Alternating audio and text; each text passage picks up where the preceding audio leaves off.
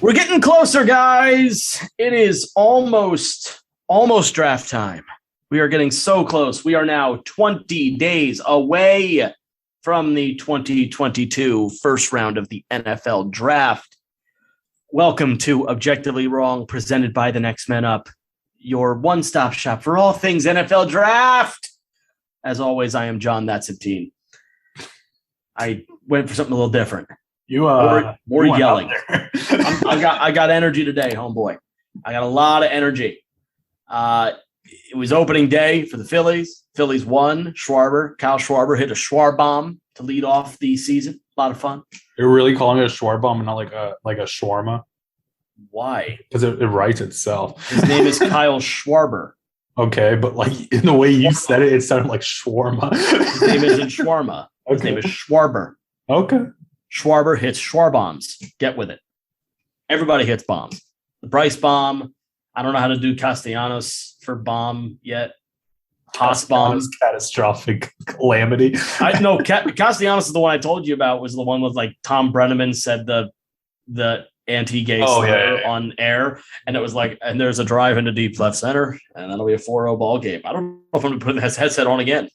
So he didn't hit a home run today, which prompted a tweet from me where I was like, Nick Castellanos, he struck out 3 times to start the game. He did not have a good start.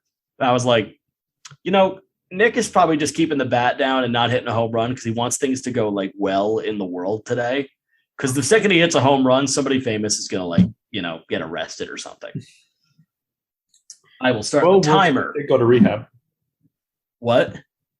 Who did? Will Smith. He didn't go to rehab. He went to a luxurious rehab. I swear. Did he? Yeah. I didn't see that. I saw that he got banned from the Oscars for a decade. He went to a rehab? Why? Been admitted to a luxury rehab clinic after slapping Chris Rock. Probably they're going to say like anger management. Yeah. Whatever. Okay. I'm not going to follow it. I don't care. He hit a guy on stage. He hit a guy in the face on TV for whatever reason he wants to give. Not ideal. But let's not talk about physical violence, and instead let's talk about football, which is literally just legal. I mean, Will Smith is pretty connected to football. You ask me.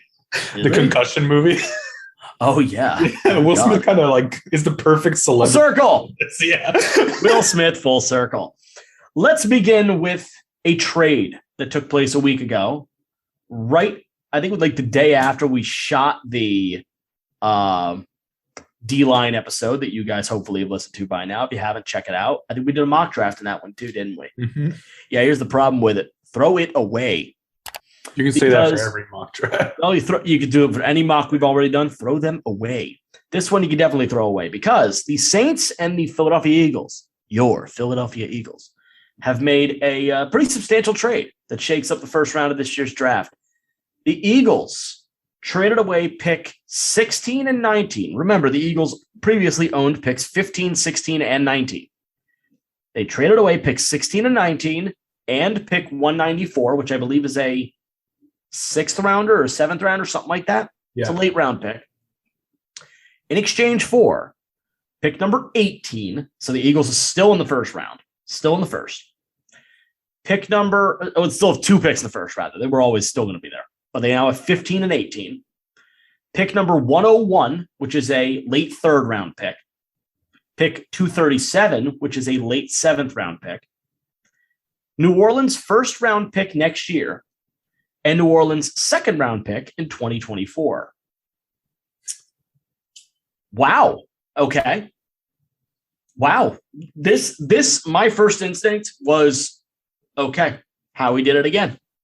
My first instinct is, okay, where's the second trade? Right. For who? New Orleans. Yeah. Yeah. New Orleans has got – this is interesting. This feels like a precursor to something that New Orleans is also they're going to do something else now, it feels like. Mm-hmm. Because although, what? You know what? The more I think about it, the more I think that New Orleans is actually in love with one quarterback, and it's the quarterback that's not going to go before them, Matt Corral. And they also just lost a left tackle, and they need a tackle. So there's a lot of rumors circulating right now about the quarterbacks. There was a rumor I think a lot of us saw last night that that Desmond Ridder may end up going in the top 20 out of nowhere. That was a rumor that caught wind last night in the past couple of days that Ridder is moving up boards. There is still a very real world where we see 4 quarterbacks go in this first round. I think our last mock said it. Yeah, I expect to see 4 quarterbacks. Yeah, I think our last mock had that. I know there's a lot of people that only give first round grades to 3 quarterbacks, if even that many. I think usually it's only 2. Like what? They limit themselves purposely? Probably. I mean, listen, last week we saw a bunch of mock drafts from NFL analysts that said no quarterbacks. So I don't think anybody has. I mean, they're just trying to get their clicks in while they can. Right. But that whole idea that only 3 quarterbacks are allowed to have first round grades, that's crap. You give a first round grade to players that deserve it. You don't need to limit yourself. Speaking of getting clicks in, guys, go check out our link tree on our Instagram bio, and I think it's on Twitter now too. Yeah, John made it. Took him a full 3 weeks. It took me longer than it needed to, and now it's been passed off to our social media manager. Mm-hmm. Thank you, Kendall, who happens to be my sister. So, Kendall, Kevin, and Chris. We were named incorrectly. Catastrophe. Anyway, the nature of this trade screams second move, but like you said, they could be very into a left tackle. Losing Teron Armstead to Miami is a big deal. That was a big deal. The crazy thing about the tackle draft that's happening right now, though, is I don't think New Orleans is currently in a position to get one of the top 3 tackles. I think they maybe can get the 4th best. You mean tackle. Along with Cross? I think Cross is going to go early. Top 15 guaranteed. I think he might even end up in the top 10 at this point. I don't know about that. I think that's just somebody might have made an error if that. I think happened. That is just the way the draft is moving now. I like Cross. Don't get me wrong, but I also like Trevor Penning. And after DJ put him at 6, I almost had a heart attack. So maybe that was the. Whatever. I don't even want to make a joke there. I was gonna pull one, but I didn't write it. So why am I gonna go off the cuff with a joke that won't land? Anyway, let's grade this. What? The first thing that popped in my head is Will Smith. Again? Yeah. How? Because we talked about it in the beginning of the episode. For deep fried, I said deep fried, and you said Will Smith. No, you said I was gonna pull one, but then I decided not to. I'm damn, Chris Rock. God damn it. Anyway, does that count as a curse? No, come on. I hope not. Come on. I did say God before it, though. Holy Jesus. Anyway, this is not a religious podcast. It's not. Do we want to grade this, or do we need to wait until draft night to see what the Saints do? I could grade it now. It's an A++ for the Eagles. A++ for the Birds. I agree wholeheartedly. I think Howie Roseman pulled off his yearly fleecing of a team. Last year it was Miami. Jalen Waddle panned out fine for Miami, so good. That's fine, but that was not the player that should have gone 6th. So, yeah, it didn't make a whole lot of sense at the time. And Philly is able to make this move because of that trade. So the consistent fleecing that Philly has seemed to do with teams in odd situations, not bad situations, but odd situations. Now the Eagles have given themselves more, a legitimate arsenal to be better this year. Mm-hmm. They went from 5 picks in the top 100 to 5 picks in the top 101. So they didn't really move a whole lot. I mean, yes, they don't have 2 1, they don't have 3 1s now, but when you take 3 1s in one draft, you have to pay 3 1s 5 years from now. Actually, you hope you have to pay 3 1s. Right, you hope you have to, right? Yeah. And if you can't, you're kind of screwed anyway. So you kind of want to stagger those contracts out a bit. The one thing I think I said on the show a few months ago was I didn't know how, but every part of me thought Howie Roseman was never picking 3 times in this draft, in this first round. It was never going to happen. I think the more we study this draft, and we are done. Yeah, we have finished all of our tape. Our tape's finished. We're done. The more we watch this draft, the more I realize that I hate this draft. You're going to hear, yeah, coming up in about half an hour. Linebackers, have fun with that. We didn't. I think Howie Roseman might have made the right choice. Just punt for the future. It's not. Well, this isn't even a punt, though, right? Because but having 2 first-round picks next year to me might actually be more valuable than 3 this year. Because I agree. I don't think I have 3 players I want you to take in the first round. I mean, I did. I was thinking linebacker, D-line, and receiver. Now I got to take one of those off my plate, and I think I have the linebacker off. I don't think it's going to be linebacker. I think it's going to be you can take that one off. Anyways, for the Saints, if this isn't a move up for a quarterback and they're staying pat, maybe you get a wide receiver and a tackle. The quarterback you want isn't there. Saints are weird. Maybe they think they can compete. Maybe they think they can compete when they're in a division with Tom Brady and that's it. So think about it this way. Here's the way I kind of look at this trade. Like, okay, New Orleans lost a lot in the future, but they gave away a 1 and a 2, a future 1 and a 2 in order to have an extra 1 this year. And that tells me that New Orleans made it a point. They want to make either 2 picks in this draft or they want to move up. And it's kind of weird this trade happened today. Not today, but like a week ago. Yeah, like a week ago. Why? This kind of feels like a draft day trade to me. I don't know if it's a draft day trade, maybe a draft week trade. Yeah. Or like a week before the draft week. Like draft week, you don't usually see a whole lot of. You know what's funny is draft week. When's the last time we've seen a massive draft week trade? It's usually like a week or 2 before. Well, I see one every single year because I watch draft day. Stop it. It's a draft morning trade. Vontae Mack, no matter what. Every year. I wish they should do a follow-up on that movie and see like the Browns went like 3-14. Sonny Weaver got fired. It just didn't work out. Sonny Weaver got fired. You know what the sequel is? Brian Shaw couldn't throw. The sequel is that the Seattle Seahawks ended up making the right choice. And it just starts. The movie starts with like, what's his name? Bo Jackson? Not Bo. Jackson. No, it wasn't Bo Jackson. Bo Callahan. Bo Callahan. The movie starts with Bo. Not Callahan. A bust. Bo Callahan, not a bust, but he's celebrating his birthday, and he actually is still alone in his like empty house, and he's like holding a glass of like Chardonnay. Shoot the whole film in black and white to his birthday celebration. Goes back on the field. The Seattle Seahawks win the Super Bowl. The Cleveland Browns are picking number 1, but Bo Callahan is still a terrible person. Shoot the whole film in black and white, directed by Woody Allen. It'll be creepy, artsy, and somehow weirdly about football. A little. Oh God! Right. Just a weird, a gritty underworld remake of Draft Day, still somehow starring Kevin Costner. The budget will be $500 million. It will somehow be more embarrassing than Waterworld. Antonio Brown shows up. Antonio Brown directs the film. Oh God.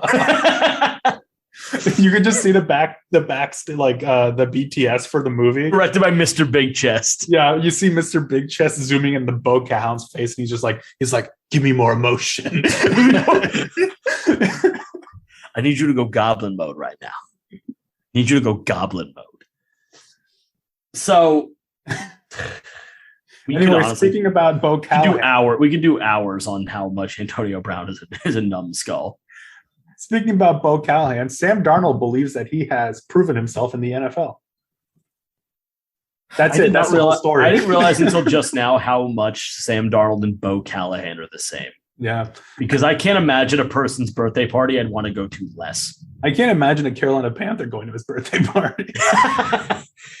I can just imagine McCaffrey saying, can't make it. What was the quote? The quote was something along the lines of like, I know I could be a good quarterback in this league. I've proved it, which is just grammatically wrong, but it's also factually wrong.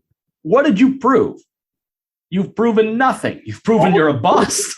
All you've proven is that Adam Gase isn't 100% to blame. Yeah, you've proven that Adam Gase was not the reason you were bad. It might have been part of it, but the other part might be that you're just not that good.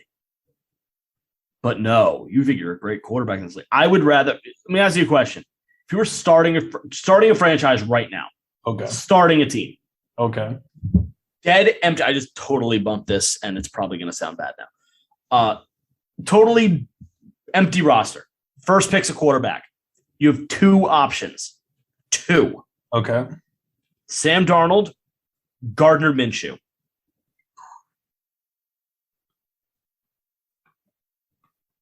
Where is it? Where is the now? It's right now. Located. Where is the team located? Who gives a crap? That actually matters. Where's the team located? From perspective of what? Geography?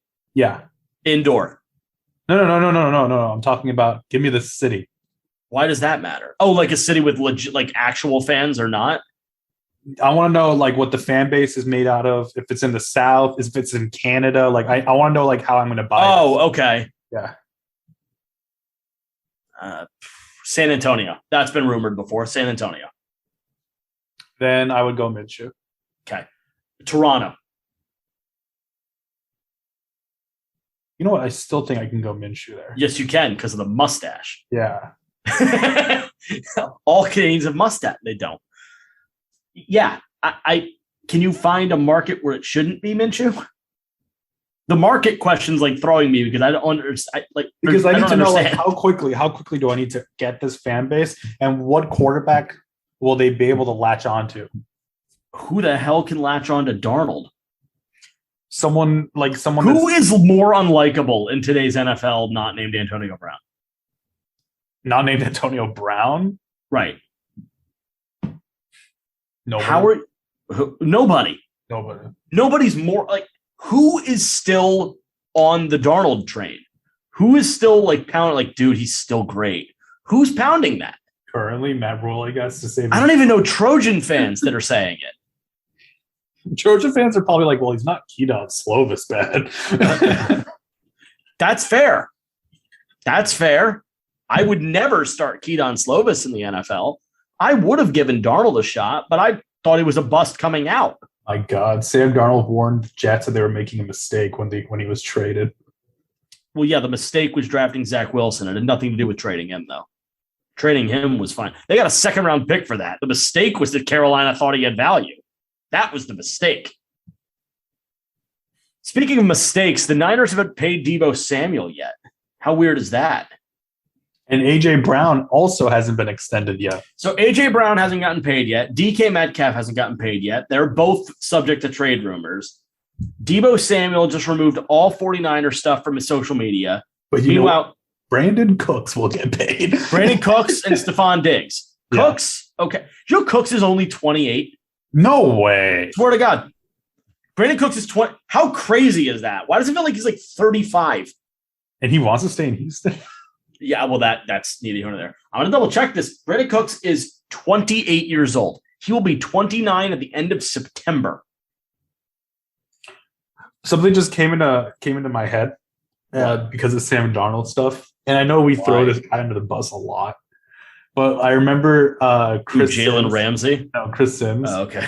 I'm only saying it because last week you were like, this is like the Jalen Ramsey roast hour. I just want to make it clear. We have nothing. I want to say it again. We have nothing against Jalen Ramsey. Jalen Ramsey's a badass player. He's a great, like, fun attitude in the NFL. I just think it's Vegas. I think his contract's a nightmare. I think it's a ridiculous contract. I would be happy to pay that contract. Get your money, Jalen. I think the Rams made a critical error. Not because you're not worth money, but because I don't think any corner's worth that money. Go ahead. What were you going to say about Darnold? Anyway, so I remember like Chris Sims was like, I don't think Carolina can draft Kenny Pickett because I don't think he'll practice as well as Sam Darnold in the on the field, and then he won't be able to convince the team to switch from Darnold to Pickett.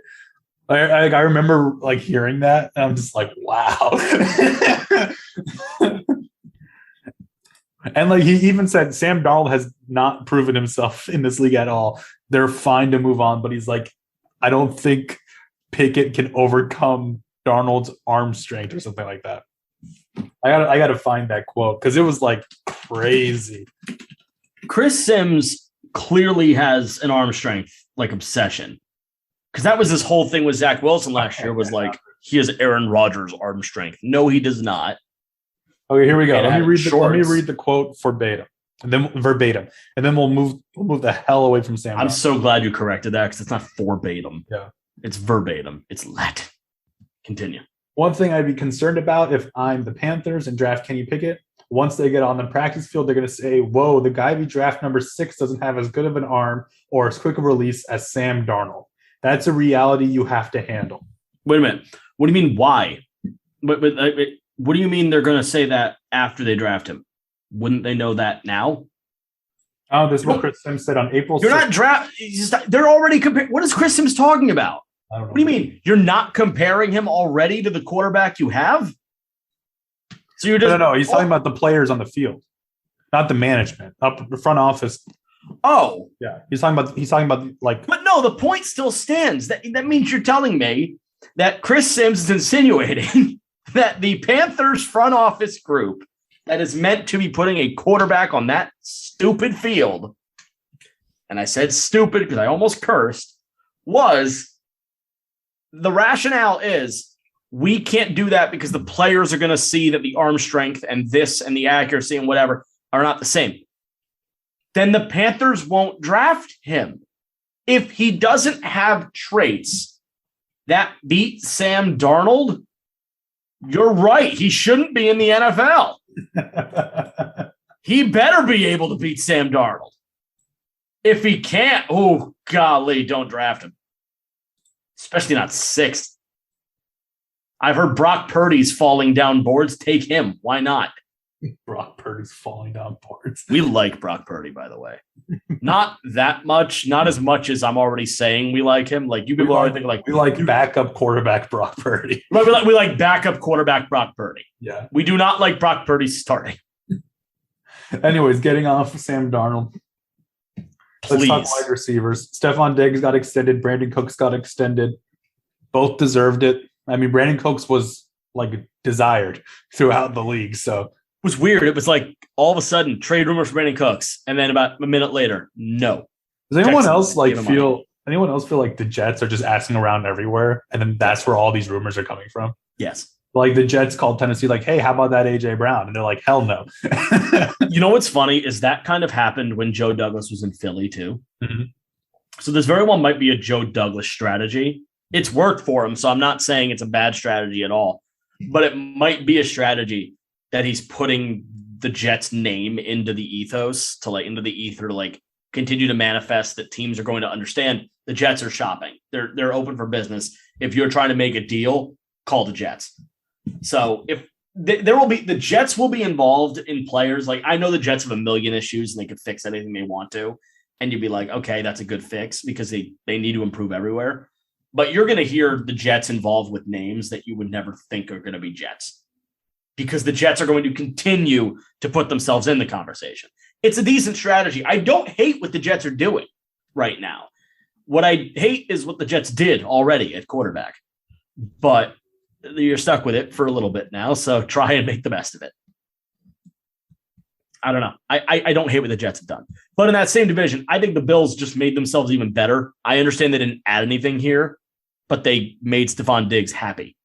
And they guaranteed that Stephon Diggs is going to retire a Bill. And that's effectively. That is a win. Yeah. Stephon Diggs made it clear he wants to play out the right. The way Stephon Diggs phrased it is that this contract with Buffalo will be his last one. Mm-hmm. So Stephon Diggs will only have, I think it was 4 more years. So it's like whatever the years left and then the extensions, I think 5 years maybe total.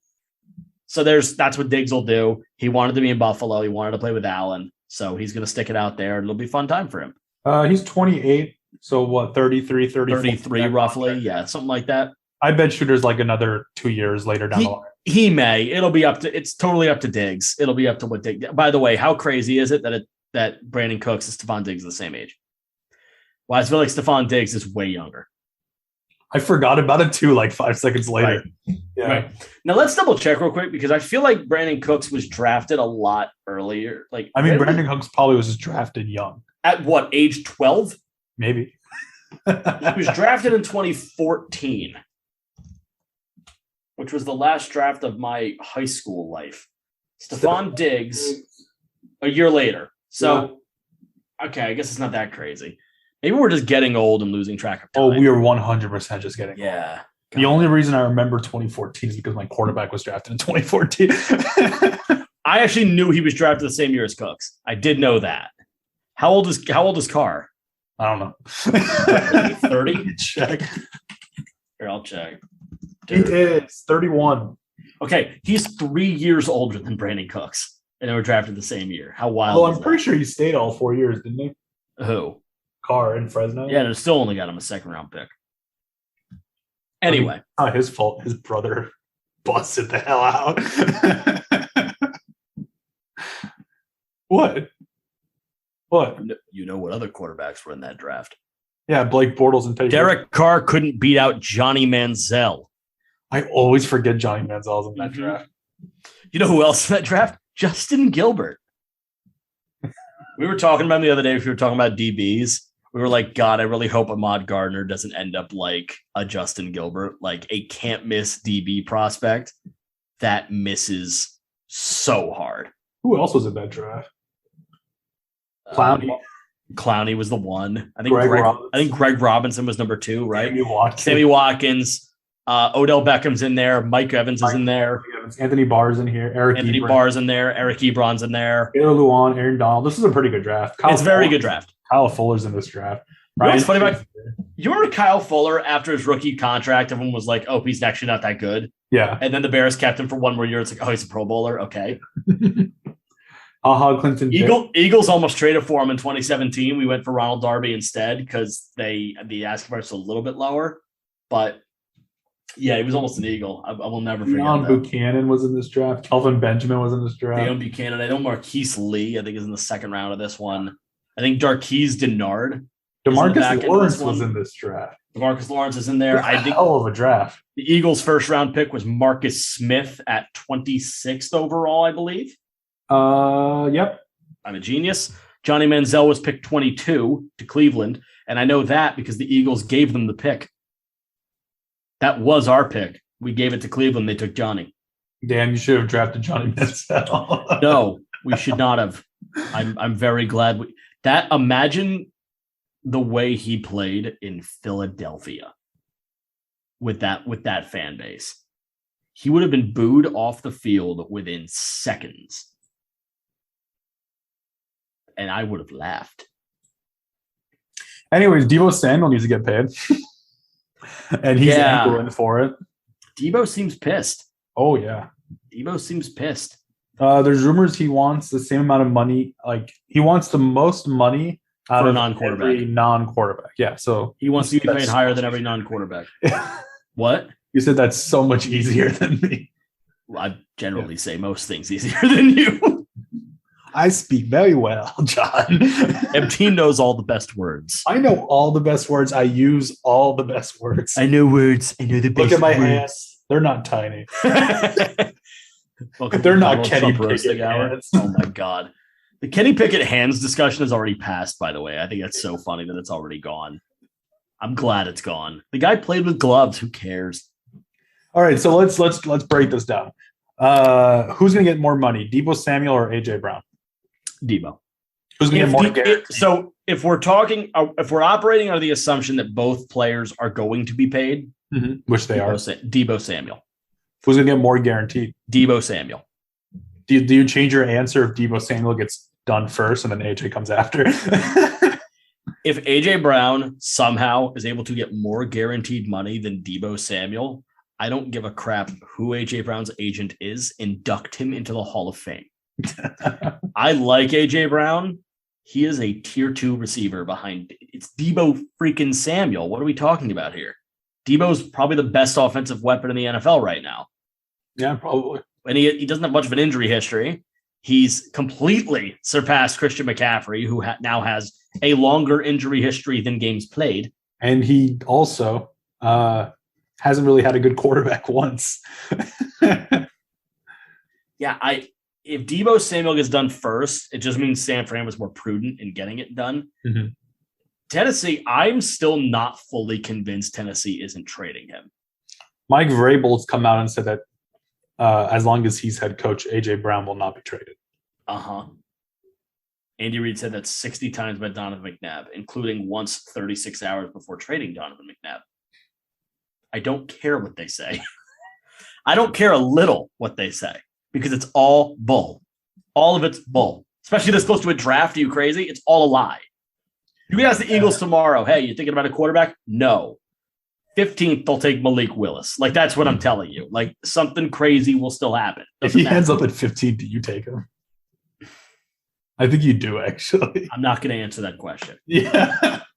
Okay, last question. Here's my answer to that question. They've given themselves insurance in case Jalen Hurts is not the right quarterback after this year. That is my answer. The Saints trade has given them the insurance in case Hurts doesn't have a good year. That is all I will say on it. Okay, final question.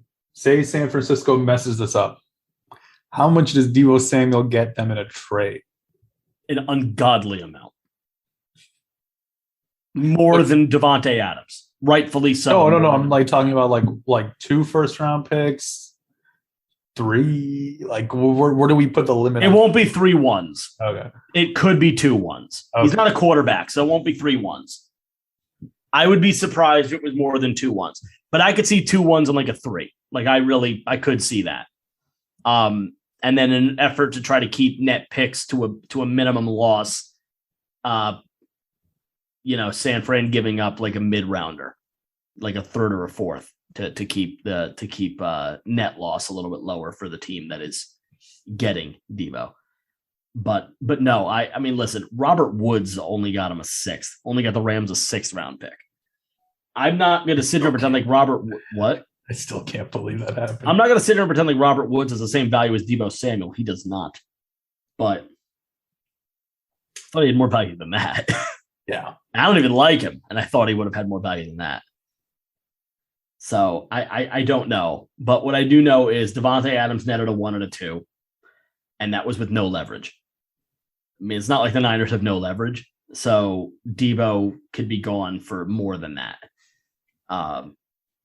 It also might net you a player, which could be interesting. So, speaking of no leverage, the Browns have signed another quarterback. I mean, why do you need Josh Dobbs? Like, what about that is necessary? They already have one quarterback that probably won't play in the beginning. Another one that doesn't want to be there. It's even worse than that. You have a quarterback that doesn't belong in the league because of poor decision making. You have a quarterback that doesn't want to be there anymore. You have a quarterback named Jacoby Brissett, who's just happy to be there. And now you got the rocket scientist, Josh Dobbs. Or what is it? It's rocket science, isn't it? Pretty sure, yeah. Is that what his college? Josh Dobbs, for those that don't know, Josh Dobbs is an actual academic genius. Josh Dobbs apparently has an unbelievable brain. He's got some. He was crazy high touted out of college, something like that. What is it? Aerospace engineering. He had a perfect 4.0 academic honor roll for the SEC. He had the Torchbearer Award from Tennessee. I feel like Josh Dobbs kind of is past academic honor roll for the SEC. No, I understand, but the University of Tennessee presented him with the 2017 Torchbearer Award, which is the highest honor for an undergraduate student, which recognizes accomplishments in the community and academics. Has nothing to do with athleticism. Josh Dobbs was a good collegiate quarterback, but he's actually smarter than holy hell, legitimately smart, and not just football smart. He's just smart, period. And, apparently has recognizable accomplishments in the community. I'm just reading the explanation of the Torchbearer Award. I've never heard of it. I wonder how much money he's picked up so far in the NFL, because he's 27. So he has made $4,129,123 so far before the Cleveland Browns contract kicks in. You know what's funny? His official Wikipedia has his draft pick listed incorrectly. Completely. His official Wikipedia says he was picked in round 4, pick 69. Oh, his height is also listed at 6'9". Somebody had some fun with this guy and just put 69 all over his Wikipedia. That's what they must have done, because he is not 6'9". He was also not pick 69, because pick 69 is in round 30, or is in round 3. He was pick 135. Oh, look at his passer rating, 69.1. That could be accurate. Okay. I mean, I don't even know if that. I won't know, but yeah,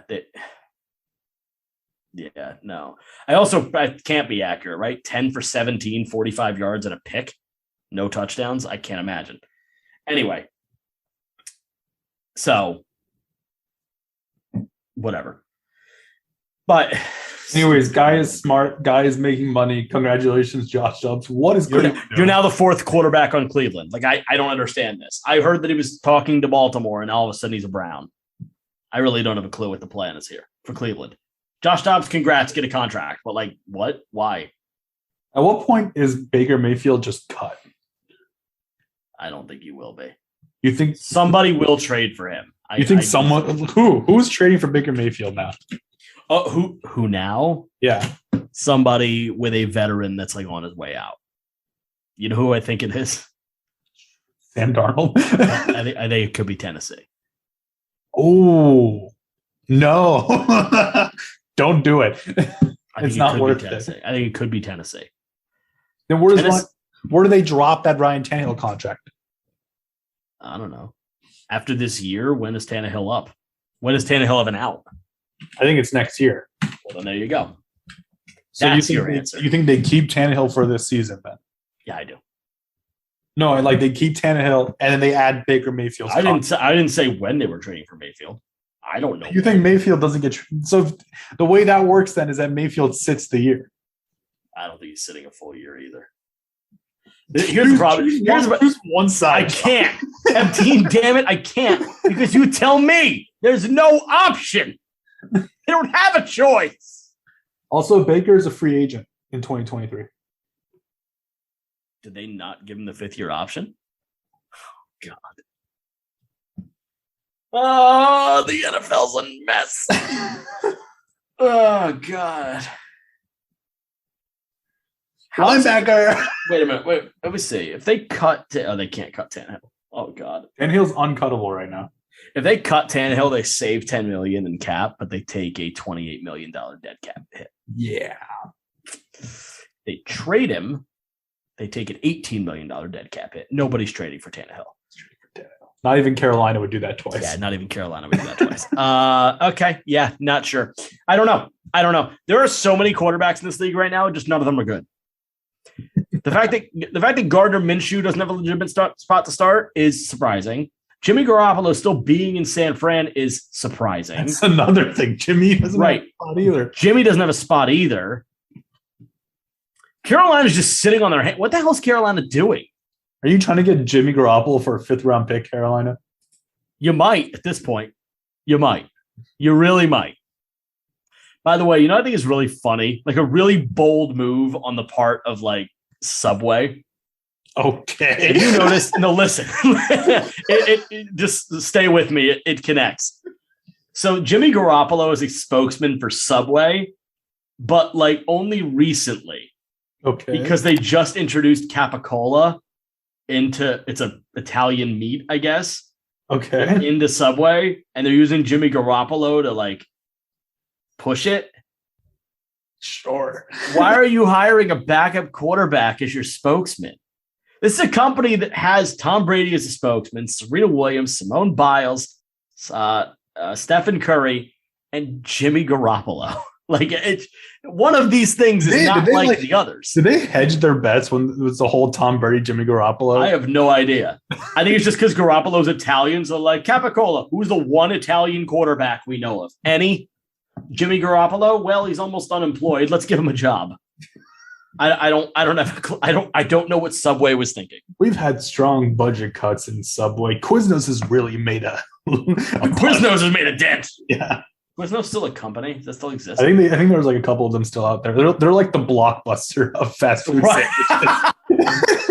Quiznos is Blockbuster. Quiznos is still around. How about it? I've never eaten it. I've never eaten at a Quiznos in my entire life. Oh, I haven't. They had these like really like thin baguette sandwiches, and they called them like missiles or something like that. And it was like a turkey pesto missile. It was actually not bad. They call them missiles? I think it was called a missile. What do you call submarine weapons? Do they have a specific name? Torpedo? It was called a torpedo. What? Because they're subs, and it was like in the shape of a missile, so sub torpedo. Just call it subs.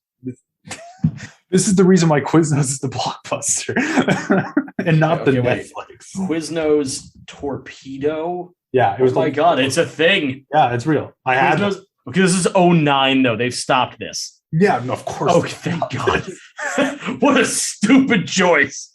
The $4 toasty torpedo. All right. Well, pass. Moving on.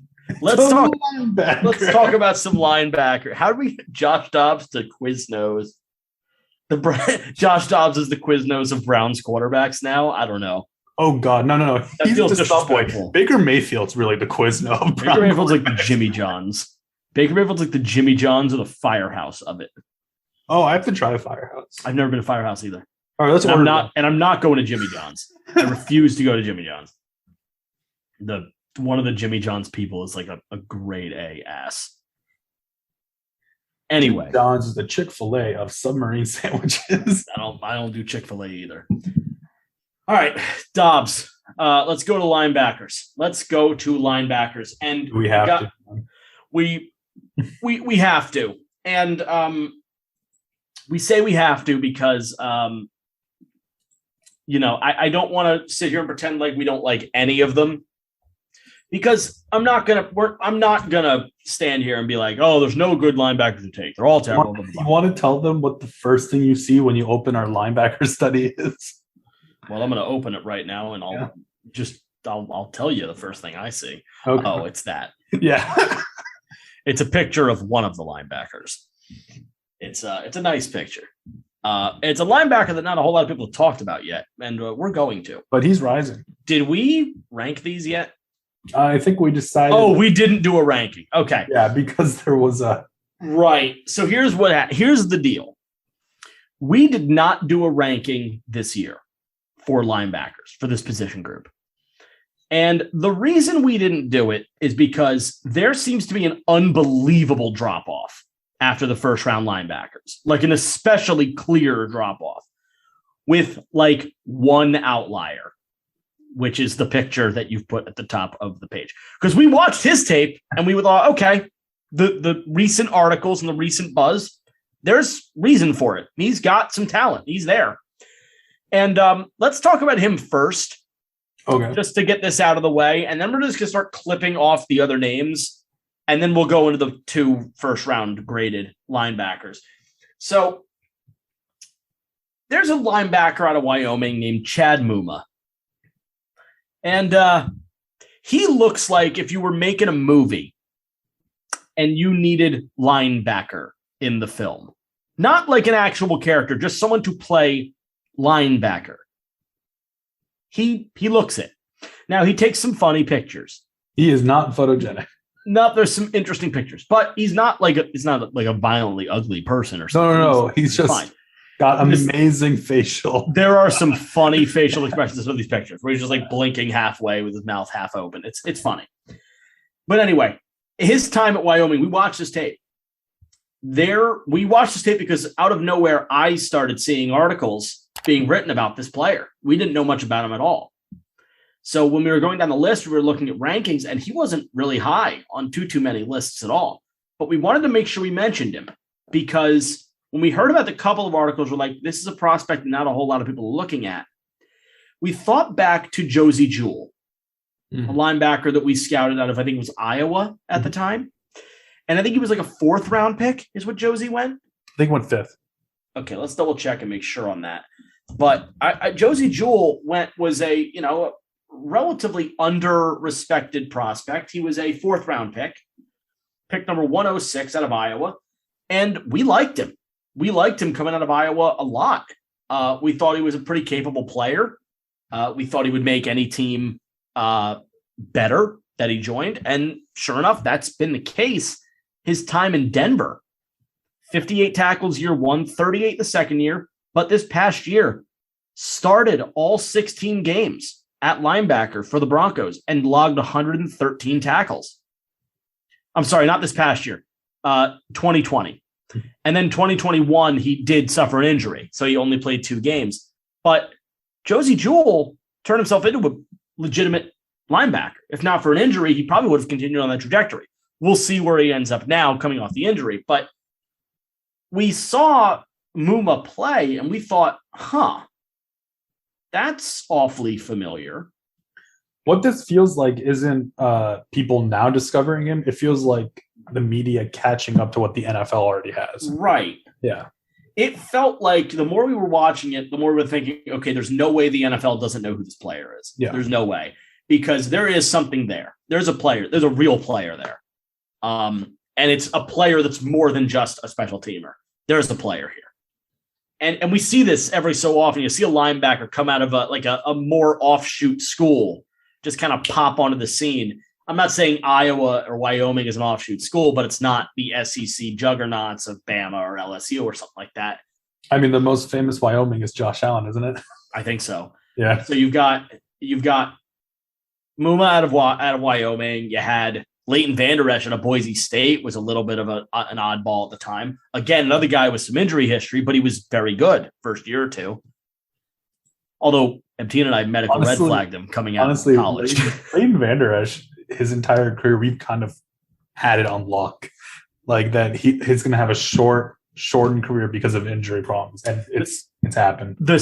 So for those that don't know about Leighton Vander Esch, he has a degenerative neck issue. Yeah, and he that's why he wears the neck brace. But I've said it repeatedly, as long as he's been in this league, if he hits his head or neck the wrong way one time, it's over.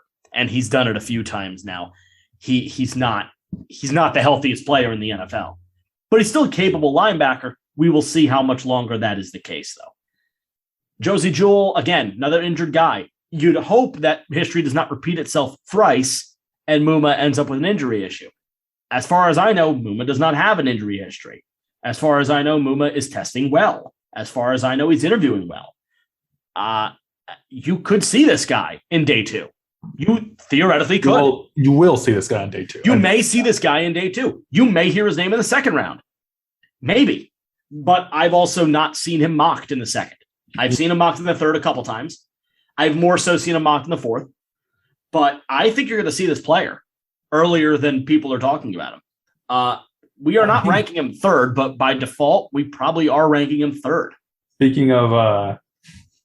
Speaking of Josey Jewell on the Denver Broncos, guess who's hosting Chad Muma to a pre-draft visit? Denver Broncos. Yeah. What a great choice. Mm-hmm. What a great choice. The linebacking core, even if Jewell is healthy, the linebacking core could stand to be improved. Muma is a really good. There's an interesting player here. I would take a shot at him if I had the opportunity. With the correct value of pick, it's not a player. It's not a player you got to take in the first round. Absolutely not. You have to stretch for him. But if you have to trade up 10 spots in a later round to go make that move, you do it. Mm-hmm. It's a good player. It's an interesting player, and it's one that 32 teams in this league could use. Now, and he was a captain. That plays very well for defensive coaches. Let's talk about the rest of the linebackers who you haven't really heard around the first round pick, if you're paying attention. We got Damon Clark from LSU. He's going to fall because of an injury, herniated disc. Before the injury, he was a day 2 pick. We don't know where he's falling to now. You got Georgia's Channing Tindall. He's not the only Georgia linebacker you're going to hear about in this draft. But it's the only major defensive prospect from Georgia that you're going to hear us say basically nothing about specifically. Yeah. There is Malcolm Rodriguez. Sorry about that. Rodriguez. Yeah. What the hell just happened to you? From Oklahoma State. Miguel Rodriguez. Rodriguez. From Oklahoma State. Another day 2 pick. And Leo Chenal from Wisconsin. Probably you'll hear him before you hear the other guys, but he's also another. Probably. So the thing going for Chenal, we'll give you some dimensions real quick. The thing going for Chenal is he's 6'3", 250. Mm-hmm. Okay, that's pretty solid. Malcolm Rodriguez is dealing with a 5'11", 232, which we'll talk about height soon.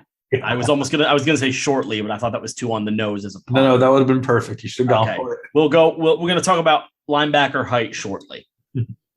Mostly because there is a height issue in this draft, but not for Epteen and I. We're going to discuss it. If you look at the title of this episode, you would notice there's a height issue in this. Yeah, it's interesting what's happening this year with the linebacker position. But the other linebackers we're going to talk about, I mean, Tyndall was only utilized. It seemed like he was only utilized to attack a quarterback. It almost felt like he wasn't a linebacker. And John almost threw up watching Alabama Georgia tape for one last. Oh my God. The amount of times we watched that game and singled in on one guy each time. Yeah. You know what was funny? The last time we were watching it, I was more focused on, we were watching for Quay Walker on this. We will talk about Quay Walker. We've got notes on Quay, but we kept referencing back to ourselves like, man, those two tackles are good. Yeah. Those two tackles are real good. Yeah. Jordan Davis and Devontae Wyatt are real good. They are better than the linebackers. Spoiler alert, I think they're better than the linebackers. We will talk about Walker and Dean. Spoiler alert, we are going to talk about Walker and Dean. Shocking, I know. Sorry, Channing Tindall. There can only be so many Georgia players. Louis Sign. We talked about Louis Sign. He got his time. Corner. We didn't even talk about the Georgia corner this draft cycle. There's a Georgia corner. There's another one? Yeah. It's like DeAndrick something. Pass. So here's the deal. Clark was a 2-3 before the injury, 6'2", 240. Okay. Maybe you still try him. Maybe it's a Jalen Smith type where he comes in, has to sit a full year, and then busts out year two. Like a 6th to 5th round pick. 5th round. So Jalen Smith was a 2nd round pick. Yeah, but Jalen Smith did go too. Jalen Smith was also a top 5 pick before he got injured. Correct. Yeah. So, which by the way tells me Ajabo is going to fall to the 2, which is unfortunate. Although it's going to be really fortunate for one team who's going to have an amazing draft by doing it. Move up, please. You don't have the arsenal. Sorry. Send in next year's arsenal. Send them Waller. No. No. How dare you? What, you don't have to pay Waller then? I'll pay him anyways. Might not be able to. Channing Tindall. What? What is money? Jacksonville seems to not know that answer. Malcolm Rodriguez, nothing special that we saw. Leo Chenal, nothing special that we saw, just big. The thing about this linebacker class is we really struggled to differentiate them, honestly. Very difficult. Yeah. The top end, there's some wiggle room, but it's hard. This is the position. What's funny, outside of Chad Muma, this feels like the position with the lowest potential for finding a quote-unquote diamond in the rough linebacker. They're all in the rough.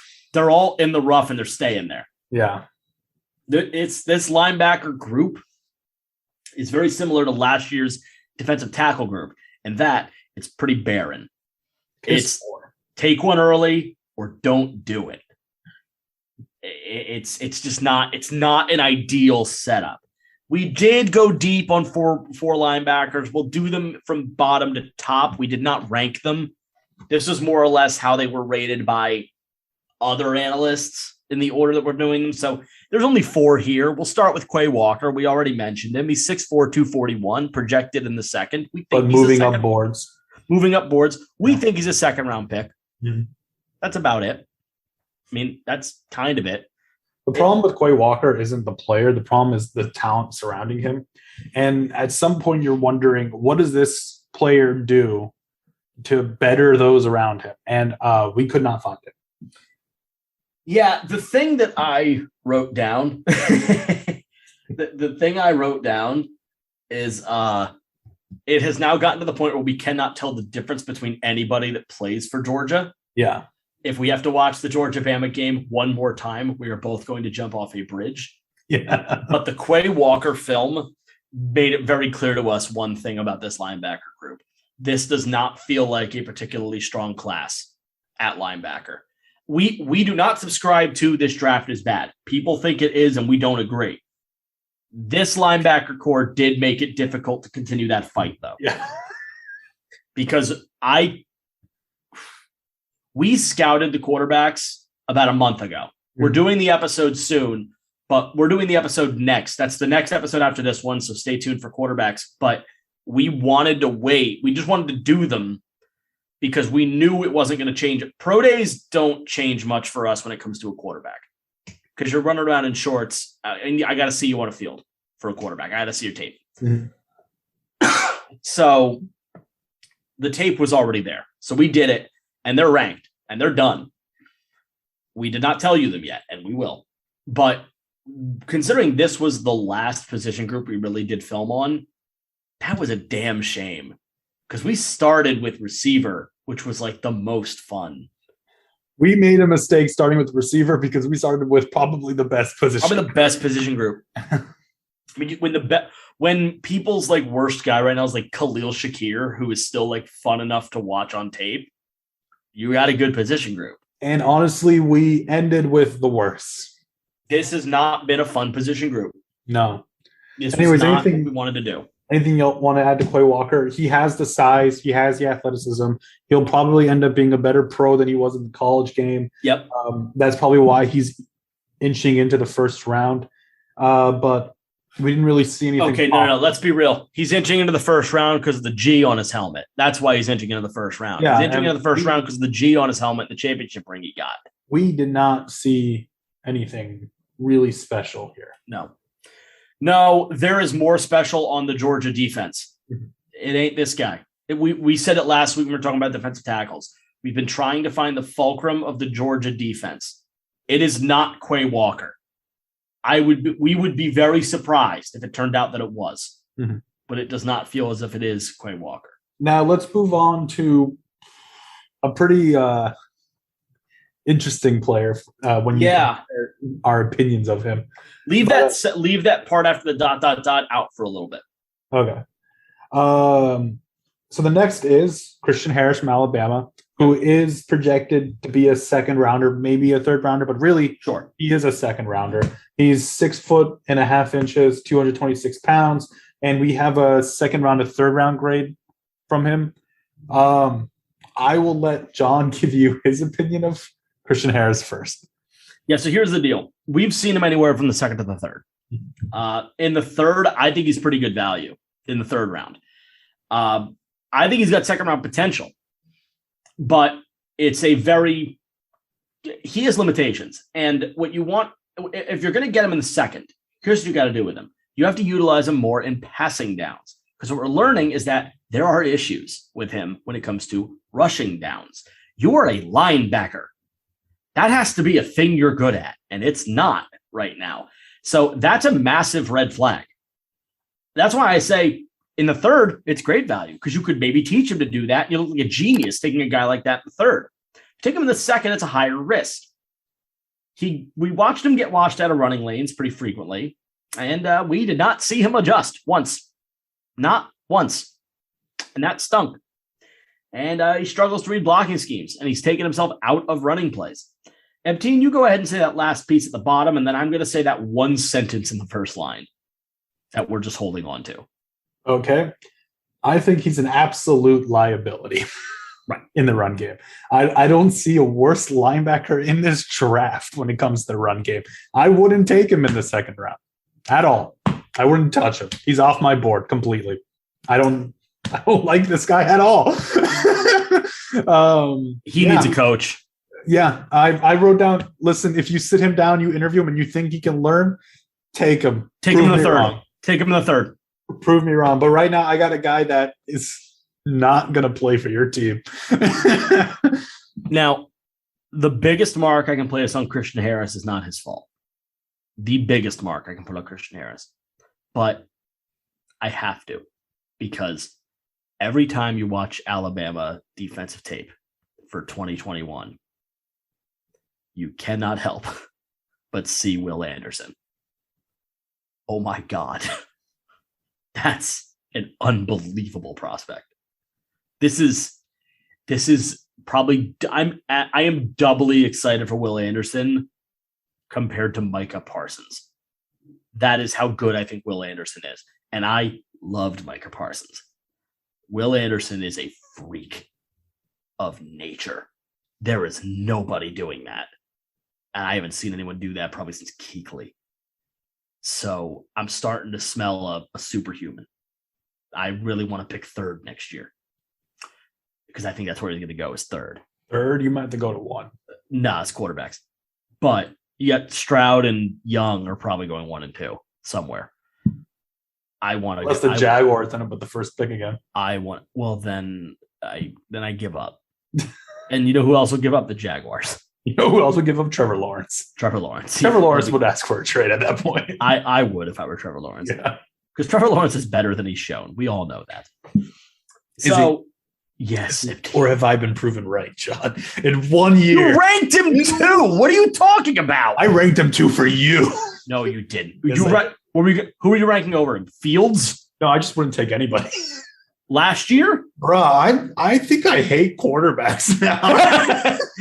Bro, I think I'm just out on quarterbacks forever. That's the guy that thinks Derek Carr's elite. I didn't say elite. I said top 10. You've said that before. That's not true either. And also, top 10 at this point is basically elite. Because I would not consider top 10 elite at this point. No, I mean like if we're saying 20 quarterbacks are duty. So if we're saying top 10's elite, that means the top third of the NFL is what we're considering elite players. I would narrow that a little bit. I think top 5 is elite. I don't know, because at this point, I think there's so many quarterbacks that are like the same. Sure, outside of the big 4 that we've articulated a few times, Mahomes, Allen, Herbert, and Burrow, I think after that is when you stop being elite. Mm-hmm. But God, how crazy is it that Burrow and Herbert did it in 2 years? How scary is it how good those 2 guys are? Hopefully they keep it up. Actually, no. Hopefully, I know you don't want either of them to keep it up. Hopefully Burrow keeps it up. I would like them both to keep it up. Yeah. I'm rooting more for Herbert because I was such a big Ducks fan in college. But no, You want to know the last time I liked a quarterback? It was Joe Burrow. Last time I've liked a quarterback was Marcus Mariota. Oof, dude. I loved Mariota. I think Atlanta's really making the moves. Although Mariota did one thing wrong, and it's not his fault. He didn't end up being coached by Chip Kelly in the NFL. Okay. That's the problem. He needed an offense. He didn't have it. Anyway, Christian Harris, there's problems. There's problems. And the biggest problem is that he's not Will Anderson. Wait a year. So we only have 2 others to talk about. You guys aren't stupid. You know who they are. What? This prospect group really takes the energy of the draft from me. Yeah, this will be more fun next week when we're talking about quarterbacks. Everybody loves talking about quarterbacks. Mm-hmm. But let's start with the first guy, because the first guy is Devin Lloyd, Utah. 6'3", 237. Everybody knows he's going in the first round. He's projected to go in the first round. We graded him as a mid-first rounder, but we really set his window because we're pretty sure about what his window is. Right. It starts at 15 with the Eagles. It ends at pick 20. With, I believe, the Steelers is at pick 20. Right. Yeah. At pick 20, yes, it is Pittsburgh. It's actually funny because after we're done with this, we have one other thing we mentioned, and to close this out, because we're going to have time, we just, as of 5 minutes ago, got a new Chad Reuter mock draft. Oh, okay. And we'll do the first round real quick because it's there, and it is a trade mock draft. So we will have that conversation. I'm taking a look at it now, and it's fascinating. It's actually smart. So we'll go through that real quick. But continue with Mr. Lloyd out of Utah. I don't like him. For those that couldn't understand what he says he doesn't like him. I don't like him. I don't like him. He's saying it incorrectly on purpose. He don't like him. Here's the deal. I actually like both of the linebackers we're going to talk about here, which, not to spoil, but we all know who they are. Devin Lloyd and what'd you laugh at? Did you see the picture again? Besides the picture of Chad Muma, I got to be quite honest. I think I like Chad Muma the most. Well, I like Muma the most from a diamond in the rough, taking as a my guy. Sure, okay, fine. Yeah, okay, but that's fine. Would you take Chad Muma over either of these 2 players? No. I wouldn't take these 2 players. That's not what I'm saying. I know. But what I'm saying is, but you're red flagging them, which I think is crazy. What I'm saying is, I would just be like, I'll get Muma later. The entire time, I'd just be like, I'll get Muma later. Well, there's 2 teams in this league that won't do that. Yeah, at least because Lloyd and Dean will go earlier than this. Yeah, these are first round picks. They have first round talent. I'll go Muma later. Absolutely. Huh? I'll go Muma later. Yeah. So Muma doesn't have first round talent yet. He does not. No, he does not. He might have first round intangibles. You know what's funny is, I mean, listen, gun to my head, Chad Muma could be the best linebacker in this class. I don't think he is, but he could be. Just like I said it with the O-lineman, Charles Cross could be the best O-lineman in that class. I don't think he will be, but if anybody's going to outplay both Ickey and Evan Neal, I think it's Cross. That said, I think Lloyd and Dean, first of all, they're two very different linebackers. Oh, yeah. That's what we learned. But one thing let's talk about Lloyd first. 6'3", 237, projected first round pick, graded in the 15 to 20 range. That's where we put him. Yeah. Yeah. We put him in the 15 to 20 range. And the reason we put him in the 15 to 20 range is because A, we don't think he's going to get past that. But B, we also don't think anyone in the top 10 has to pull that trigger. We think there's other needs there. Lloyd is not the one thing about Devin Lloyd and Nakobe Dean is one of the knocks that I'll place on them. I do like both players. I see a lot of good out of both of them. But I don't view any of them as like can't miss linebacker prospects. Like if you were to put these guys in a class with Micah Parsons is still way over them. Way over them. If these guys were in last year's draft, I would see probably Lloyd still in the first, but late. And Dean probably would slip to 2 at that point. What was last year's draft? Micah Parsons. I know, but what was the other linebacker after that? Oh, who knows? Yeah. If this was the Kenneth Murray 2021? Yeah. If this was the Kenneth Murray, Patrick Queen draft, I would have Patrick Queen over. I would have Queen over them. I would not have Murray over them. I would not have Kenneth Murray over them. But Murray was still a 1. So this is where you're seeing it, guys, because they're not bad players, but they are flawed. They're good prospects. They're not great prospects, but they are good ones. Compared to last year's linebacker class, was there any of the linebacker in the first round? I think there was. There had to have been. Linebackers. I'm looking right now. Yes, there was. Parsons, there were 3. Parsons, Zaven Collins, and Jamin Davis. I would take both of these players over both of them. I don't know. I think I might take Zaven Collins first. No, I would not. I didn't like Zaven Collins coming out at all. I thought he was flawed beyond. I just thought there was so much raw. Whereas Dean and Lloyd aren't raw. There are problems that need fixing, but Collins felt like he wasn't fully formed. These 2 linebackers are formed. They're good players. I think there's something here.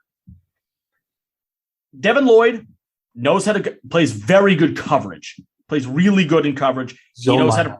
Yeah, he's his own linebacker. He's a really good one. He gets his hands on you, and you're probably going down. That's what you want out of a tackling linebacker. You need to be a good one, and he is. Here's a knock. Not that fast. I think his 40 was noticeable on tape too. Yeah, his 40 was in the 4.6 range. He plays like it too, which is not ideal. He struggles more in the running game. He can be washed out of plays. It's not like the Bama kid, Christian Harris, not even close. No, Christian Harris, it's a legitimate. He vanishes. Yeah. He vanishes. That's a massive problem. But Lloyd can show up in rushing plays, but he also can get taken out of him. And the big knock that every scout has put on him, and we're going to put it on him here too, his game against BYU was a nightmare. I can't move terribly. I cannot move past it. I know. Ebteen's having a lot of trouble moving past it, and it's a valid reason. It's a valid point. The BYU game was bad. He did not play well. The man looked completely lost. He did. Like, he looked like he didn't belong on the field. He had no idea what was going on. There were a lot of problems. It felt like you just was. It looked like the worst bad day you could have. Yeah. It was really not good. There was nothing good about his game against BYU. Who was the Oklahoma tackle that had the god awful combine, but a good NFL career? Orlando Brown. Devin Lloyd's BYU game is Orlando Brown's combine. That's how bad it was. It was that bad. Yeah. It really was. What you mean the offensive tackle in the 5'8", 40. Yeah. And did like 8 bench reps. Mm-hmm. Orlando Brown. Yeah. Who is now a Pro Bowl tackle in this league. Yeah. Who, by the way, we thought he would be before that combine. Yeah. And then the combine happened. We're like, oh, crap. And then he still was good. The combines aren't everything. That's what we've learned that repeatedly. Great combines, Obi Melifonwu, can yield not so great results. Obi Melifonwu. You were the chosen one, Obi. literally the wrong character. I know. We've both been playing Lego Star Wars. It's good. Pick Way it up. too much. You've been playing it way more than me. Yeah. I gotta pick it up. I got the weekend. I've got a little bit of work to do this weekend, but this weekend I get to play a little bit. I have a final job. Oh yeah, you're screwed. I forgot about that. Yeah. Thank God we're done with film. Oh yeah. Thank God. So not elite speed, weak in the run game. The BYU tape was a mess, but here's what we placed on this, and it's what we said at the top. This is a first-round linebacker in most drafts, in most years, and this year it's a definite because this is not a linebacker class. The pickings are slim. There's skill, there's potential, and there's a high ceiling. High ceiling is something I personally look for a lot when it comes to any draft pick. But you need to work on him. He's not a finished product. He's not raw. He can play day one, but you're going to need to do some work with him. It's like we don't have a linebacker here. It's like we have a DB, but he just has a linebacker's body. Like John said, there's a lot of potential here.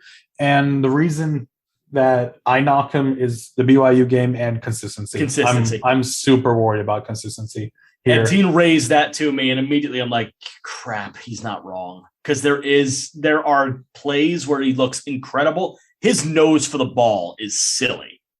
It's ridiculous how he can get to a football, like a loose one. But there are games where he is not involved, BYU being the biggest example. It's not perfect, but it might be the best there is. Now, the yang to Devin Lloyd's yin. Nakobe Dean. Georgia. Oh, yeah. And this is where we will begin with the conversation regarding height. Yeah. Nakobe Dean is mocked between the 1 and the 2. Is he being mocked into the 2 now? I've seen it. Oh, my. A couple of times. Not that often, but I've seen it here and there. And I'm going to check on Chad Reuter's draft right now and see if he's there. I'm going to see if he's a first-round pick. If he's not, you go ahead and start on Dean, and I will confirm.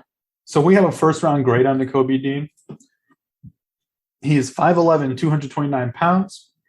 The thing that's going to pop up the most when you hear about Nakobe Dean is the height. People cannot mention Nakobe Dean without bringing it up.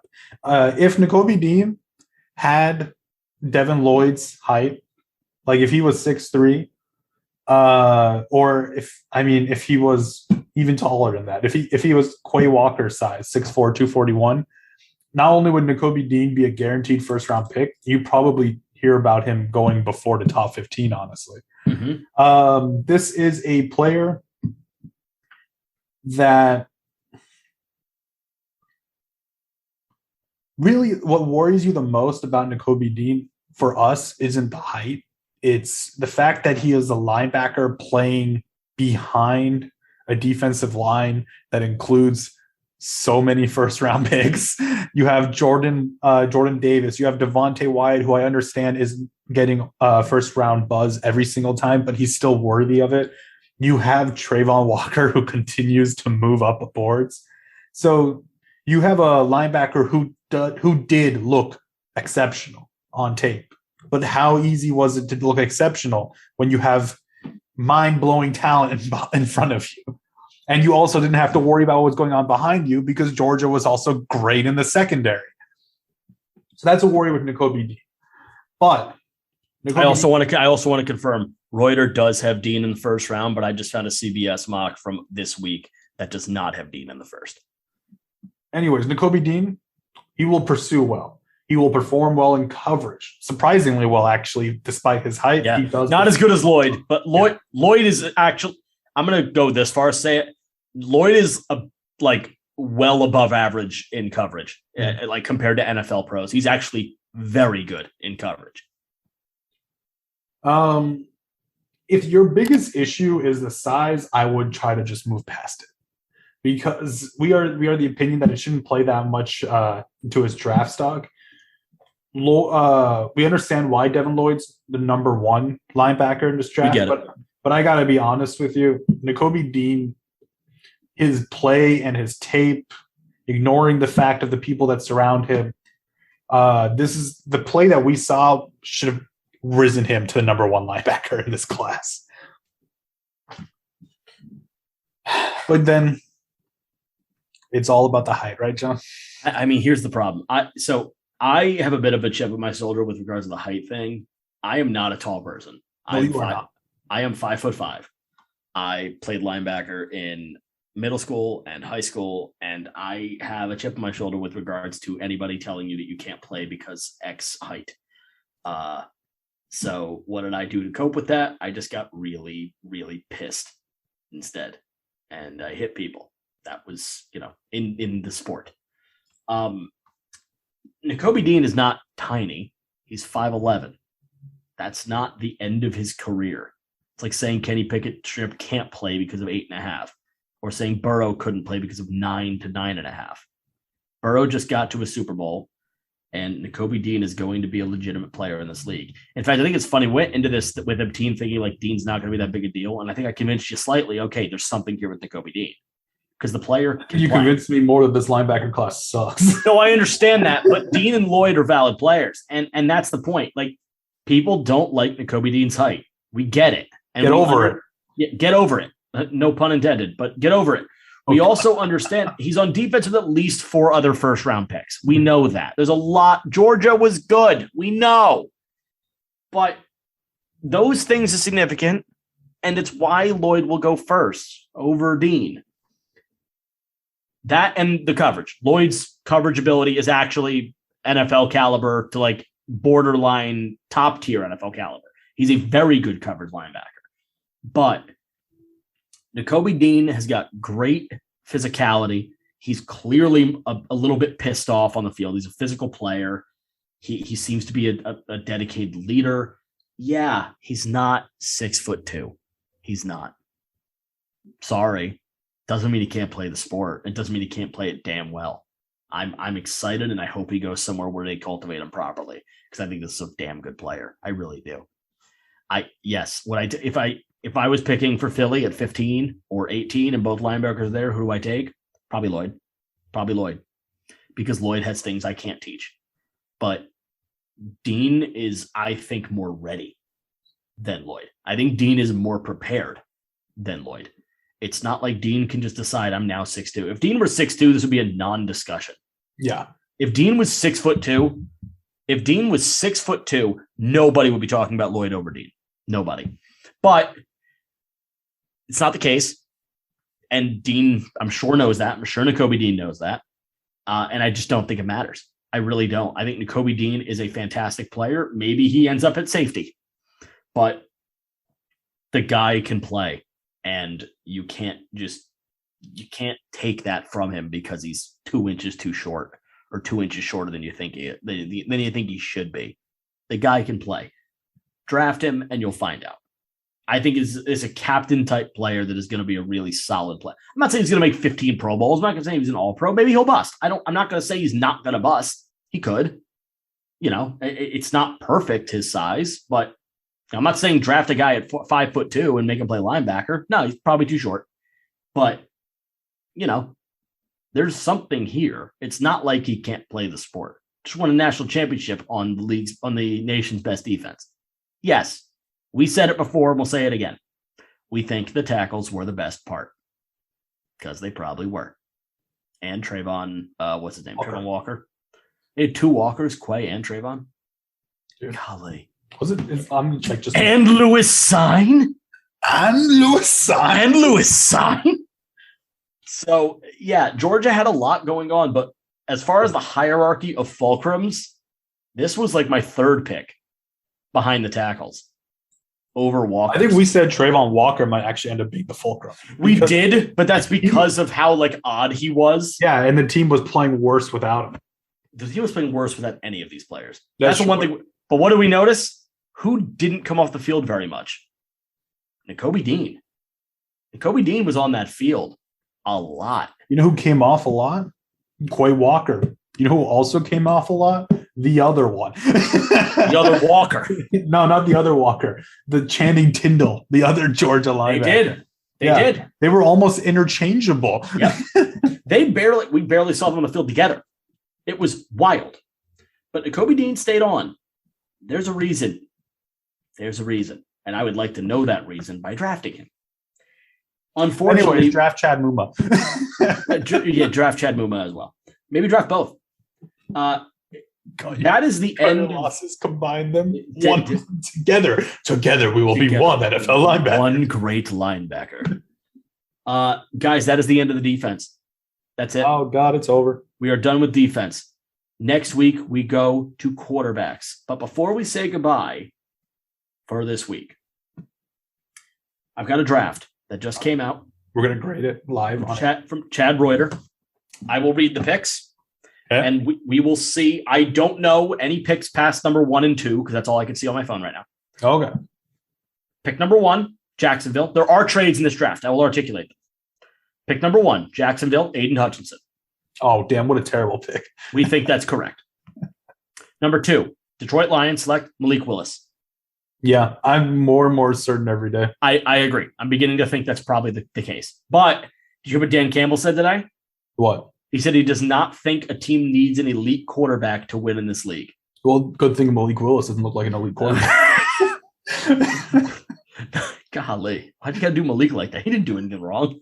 He just went to Liberty. That is wrong. But number 3, Houston Texans, Ike Ekwonu. Okay. And Reuters says he could be a dominant guard. I mean, step in at right tackle. Heard about that early on. Yeah. But stop. He's a tackle. Yeah, use him at right tackle. You'd be better off using him at right tackle than any guard. I wouldn't do that. Seattle, moving up to 4th with the Jets. Picking at 4th, Matt Corral. Interesting. Very interesting. Love it. Pick number 5, the Saints, coming up for the Giants. Kenny Pickett. Yeah. Damn, Saints really missed out on Matt Corral, didn't they? Well, number 6 is the Panthers, and they got hosed because there's now no quarterback for them to take. Don't worry. You got a tackle to protect Sam Darnold. Number 6, Carolina, Evan Neal. They do select that tackle. Number 7, New York Giants, Kayvon Thibodeau. Yeah. Number 8, Atlanta, Trayvon Walker. Yeah. Actually, I think that might, gun to my head right now, if I'm going to pick a team for Trayvon Walker, it's Atlanta. It feels right. I kind of agree. I don't know why that's like one of those fits where you're just like, that's going to happen. Mm-hmm. Number 9, New York Jets from the Seahawk trade from before, Sauce Gardner. Ended up with the player I thought they were going to take at 4 anyways. Yeah. Yeah. Number 10, the Eagles trading up with the Jets to go to 10 to select Jordan Davis. Okay, that happened. I would support it. Number 11, the Washington Commanders selecting Garrett Wilson. Okay. As the number 1 wide receiver. Our number 1 wide receiver. First time I've seen him go first for anybody, by the way, at wide receiver. They haven't paid their own wide receivers yet. Maybe Reuter knows what we're doing. Maybe we're correct and Reuter knows we're correct. Listen, Chad, make sure you draft Chad in the first round. Chad Reuter is our official first overall pick for draft analysts. Oh, number 12. Number 12. The Vikings trade out with Pittsburgh. Smart. Pittsburgh selects Desmond Ridder at 12. Yeah. Oh. Number 13, the Houston Texans select Jermaine Johnson. Okay. Pass rusher. Have you noticed we haven't said Kyle Hamilton's name yet? We've not said Kyle Hamilton's name yet. By the way, the move up for Philly, he also articulates the trade for Philly. Mm-hmm. It was pick 15, a 3rd, and a 5th to move from 15 to 10. So you still have another first. I still have 18. That's a sexy trade, John. What a trade, isn't it? Pittsburgh moved up to 12, and it was a 2 and a 3. Oh, I'm sorry, that was before. A future 1 and a 3rd. Is what he projects the Steeler trade to be. Should I have said the others projected trades? No, too? Trades don't matter. Okay. I only said that because I noticed the next trade. Mm-hmm. Number 14, the Ravens trade out with Kansas City. Okay. And Kansas City packages 29 and 30. Mm-hmm. And they get back pick 14 and one of the Ravens' 4th round picks. The Ravens have 5 4s. Yeah, they can throw a couple. Which I did not realize, and that's ridiculous. Yeah. And the Chiefs select, who do you want? You want to guess? Drake London. Close. Jameson. Not Olave. Jameson Williams. Oh, okay. Jameson Williams at 14. Why even move Tyree? At 15, the Jets select Drake London. Okay. At 16, after the trade with the Saints, I think. Or no, okay, this is via the Saints, which was via the Eagles from the Colts. This is because of the Matt Corral trade. The Saints trade this pick to the Giants, and the Giants select Derek Stingley. Good move.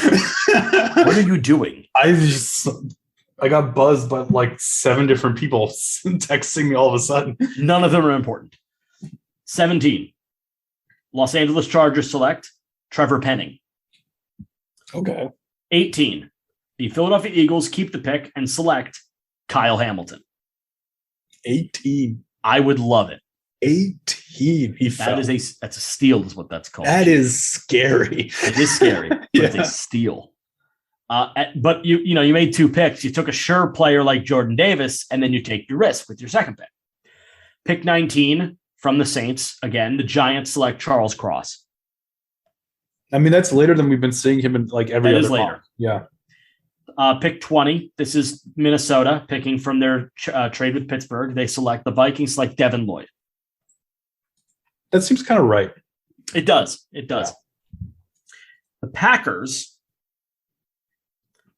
projected trade with New England, I guess, picking at 21. They select George Karlaftis at 21. At 22, since they picked back-to-back, the Packers select Chris Olave. Okay. Pick 23, the Cardinals select Treylon Burks. If they did that, they intentionally do it in that way just to give Aaron Rodgers a little bit of a heart attack. Yeah.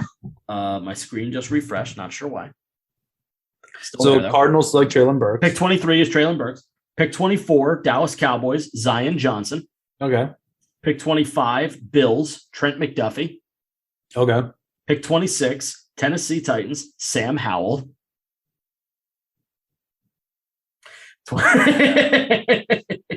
27, the Jets trade up with Tampa.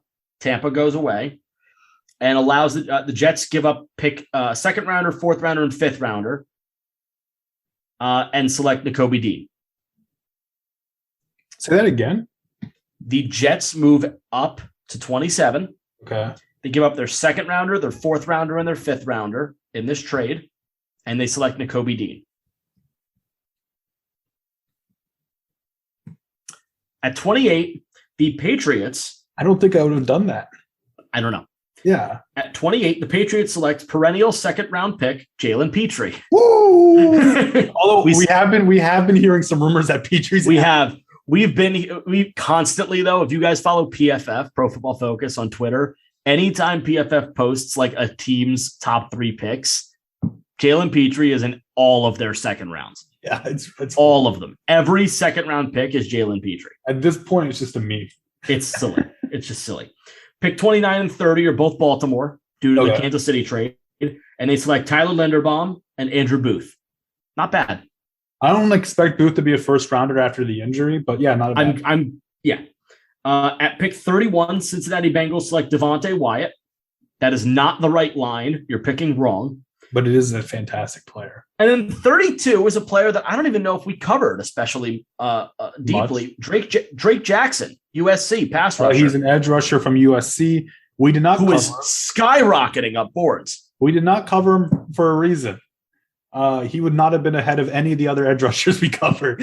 Not in our minds. I'm not shocked to see him picked in the second, but that's mostly because I would expect all the edge rushers we covered, and we covered like 7 or 8, right? Basically go in the top before 50. So the fact that he's shooting up now, I guess, sure. You want to take a bet on another USC kid, go right ahead. Now let's close this episode out with a little sneak peek into next week. You want to give Chris Sims quarterback rankings? Do we already do that? Yeah, we already did do that. So we're done with that. Yeah. We'll do that again next week. We're not ranking this, though. This is not a ranking. We are going to talk about, in some capacity or another, 7 quarterbacks next week. 7. We only really watched full tape on 6, but there is a 7th quarterback that we are going to mention. And those quarterbacks are Malik Willis, Desmond Ridder, Carson Strong, Matt Corral, Sam Howell, Kenny Pickett, and Brock Purdy. I can tell you outright right now, the one we didn't do massive deep dive on was Brock Purdy. But that is all I'm telling you. The other 6 have notes on notes. They have notes on notes. There is one quarterback on this list that has roughly a page only dedicated to himself. We are ready for the quarterback ranking, and we have ranked them. We are not providing that ranking until next week. You'll have to come back. Now, for the quarterbacks that we aren't going to talk about, but have done top 30 visits, we're not going to talk about them next week, so I think we should just mention them now. Go ahead. We got South Dakota State's Chris Oludukin from who's visiting with Arizona. Sure. We have De'Aaron King from Miami, who did a private workout with the Baltimore Ravens. We almost did look into him, but we realized that we weren't going to have higher than a 3rd round grade on him. No. So we also heard that Dallas is weirdly interested in him. So yeah, we were very confused. So we just decided to avoid it.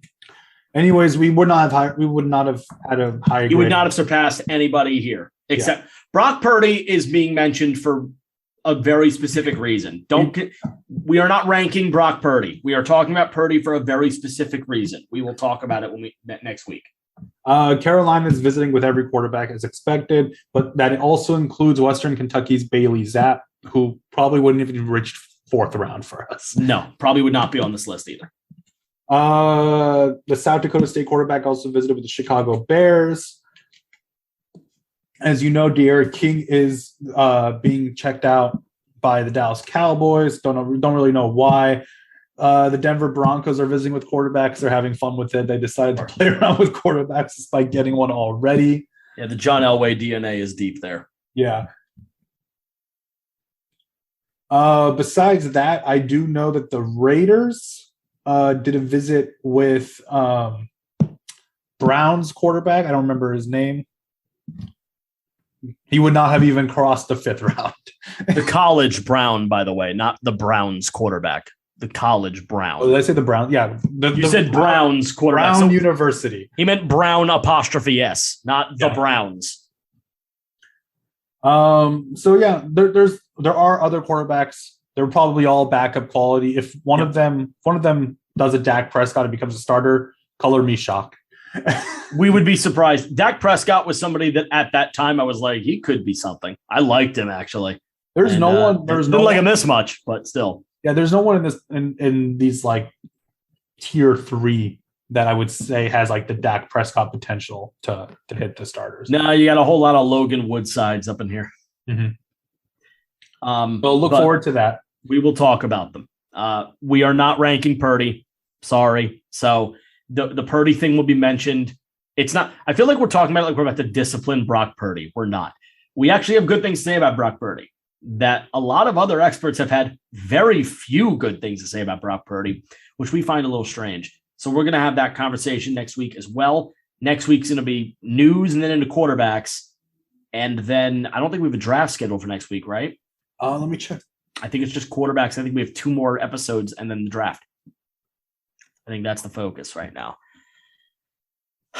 God, what a difficult couple of months this has been. So much work. Yeah. So much work has gone into these guys. It's actually funny though. What one thing you wrote right here for that quarterback right there. Yeah, we will not draft next week. It is funny what you wrote here because you look at the quarterback page. No. Oh, I highlighted something. Okay. It is funny that you wrote that analysis for that player after what we just read. Anyways, that was the show. Right? If Dean's like, I can't even say it. No, you can't. We were very close. We were very close. Yeah. So, yeah, we will have that conversation with you guys next week. We're very excited. We're going to shoot that soon. That episode could be turned around pretty quickly These next couple episodes you might hear within a couple of days of each other. So not a whole lot of breaks right now. Then we'll take a couple of days to breathe. And then we were going to shoot a fun episode after the quarterbacks. We're going to do a live draft. That day there will be no news. None. Unless something catastrophic. Unless something ridiculous happens. Yeah. If there's anything that's like a 7 or lower, we're not doing it. So that draft, I think we're going to we'll do like a whole event for that. We'll just do we'll keep a clock. We'll have like a 2-minute pick clock for each of us. We each get 2 minutes per pick. Get a trademark free Jeopardy music type thing? No. We will flip a coin for the beginning of the draft to see who goes odds and evens, things like that. And it will be no trades. We will do no trades. No trades in this mock draft.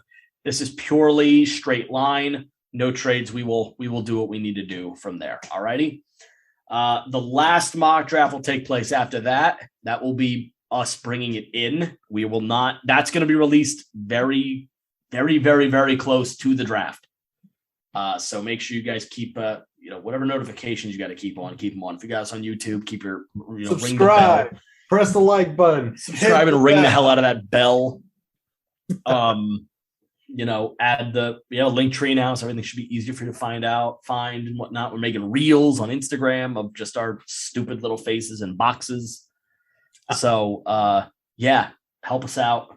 Go listen to all the things if you can, and we'll continue to have some more fun with this. Anything else, team? Have a good day. It's draft time, BB. Yeah. See you later.